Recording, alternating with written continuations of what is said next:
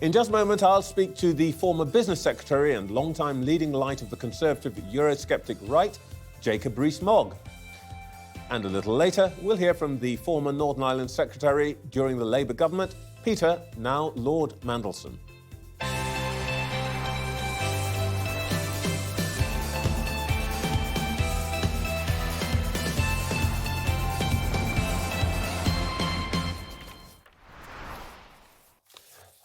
With that deal on the Northern Ireland Protocol seemingly within reach, the Prime Minister has a number of groups to keep on side. Parties in Northern Ireland, of course. And a little later from here, we'll hear from those. But also, he has to deal with those in his own party who remain deeply sceptical of arrangements with the EU. They want the removal of the so-called trade barrier in the Irish Sea and want to ensure that the European Court of Justice no longer plays a part in the protocol.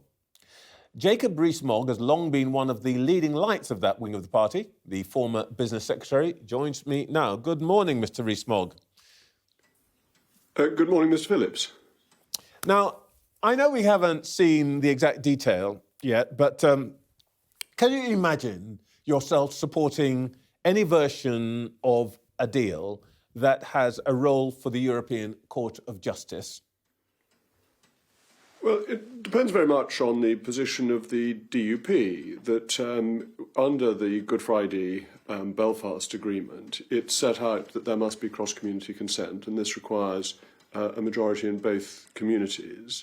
And the DUP have set out some very clear tests for whether or not any agreement works. And it's much more about whether EU law applies to what goes on in Northern Ireland, over which the people of Northern Ireland have no say, than the European Court. The European Court is a consequence of EU law taking effect in Northern Ireland, and that's the matter that the DUP has quite rightly highlighted.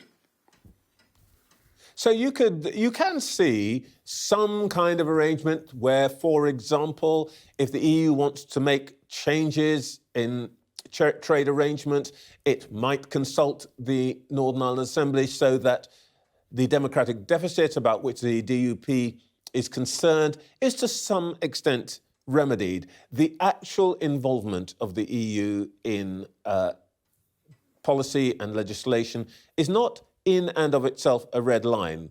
You're essentially outsourcing your judgment to the DUP. Well, no, because the DUP has set out its requirements, which I've got here. It's 7 requirements for a new I know, arrangement. they've got the 7 tests, but I want to check on where you are. That's right. I think those 7 tests are absolutely the right tests. I think the DUP has set out the right tests as to whether a new agreement is in line with the Good Friday Belfast Agreement, which is of fundamental importance because that's what's given peace to Northern Ireland for the last 25 years, and that must underpin everything.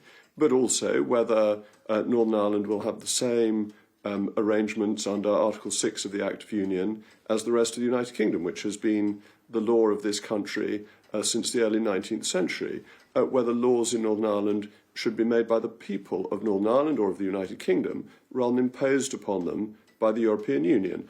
And that's what the ECJ becomes a consequence of. Now, I think the DUP's position is extremely reasonable, and that's why I'm supporting it. To some people, this will seem a little bit puzzling.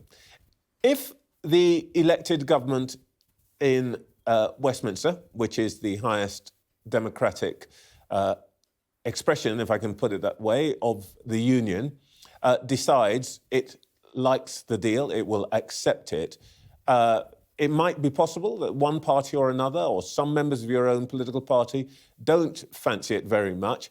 But if you basically, this is about sovereignty, if Westminster decides this is the way to go, presumably you're going to say to the DUP, you've got to swallow it. No, that misunderstands the Good Friday Agreement. That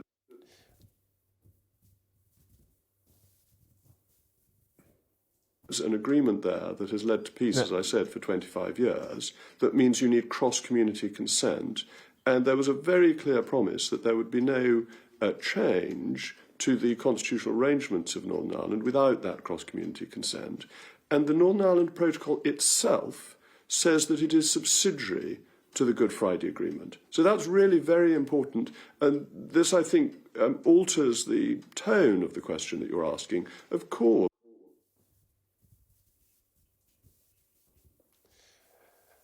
Forgive me, we seem to be losing a little bit of what... Carry on, do carry on. In Northern Ireland, because of the history, there is a very particular way in which changes may be made to the arrangements there. And those have to be followed, and that's one of the 7 tests set out by the DUP. But you understand my point here, don't you? That in the end, in our democracy, ultimately, whatever an agreement that was made in 25 years ago may or may not say, whatever any individual party thinks, if Westminster decides that is surely the outcome of the sovereignty for which you have argued so vociferously, and if I may say so eloquently, for the last 6 years. Westminster decides.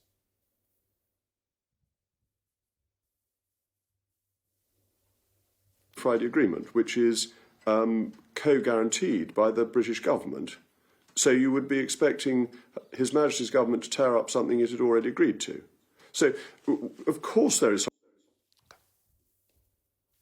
what it feels like, but it has to legislate within a political context of agreements it's already made, and an agreement that is fundamental to peace seems to me to be of the highest order of magnitude. And a government would not want to override that, Westminster would not want to override that without going through the proper processes, and that requires the support of the DUP. All right. Before we move on... This is absolutely fundamental.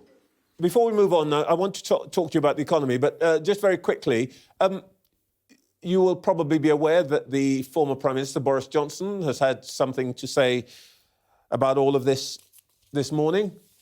What's he up to? Are continuing, or whether we've concluded, or if we've lost signal.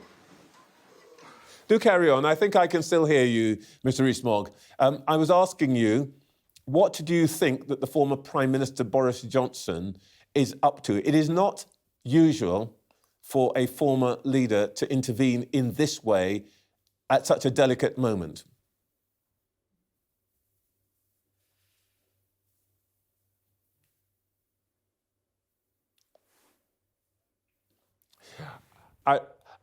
Okay. I regret to say we may have to give up on Mr. Rees-Mogg on, as Alan Partridge used to say, on that bombshell.